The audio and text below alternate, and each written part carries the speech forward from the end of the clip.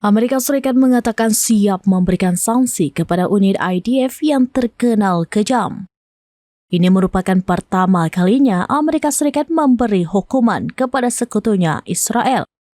Merespons langkah Amerika Serikat ini, Israel pun sangat terkejut. Langkah ini menyusul unit IDF Netzah Yehuda atas dugaan pelanggaran hak asasi manusia terhadap warga Palestina di tepi barat. Pemerintah Joe Biden dijadwalkan mengumumkan sanksi terhadap batalion Netzah Yehuda pada Sabtu 20 April 2024. Sementara Menteri Kabinet Perang Benny Gantz mengatakan bahwa unit infanteri itu adalah bagian integral dari IDF dan terikat oleh hukum militer dan internasional.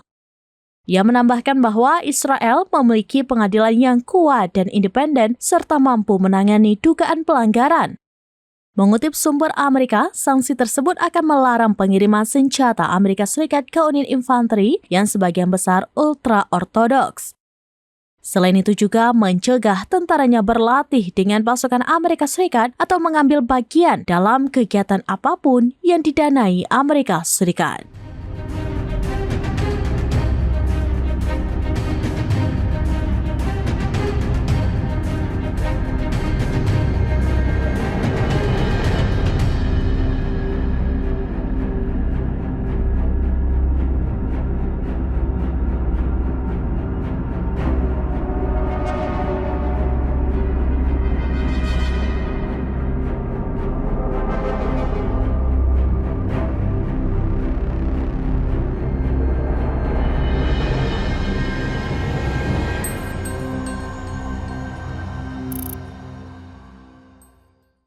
Download Tribun X sekarang, menghadirkan lokal menjadi Indonesia.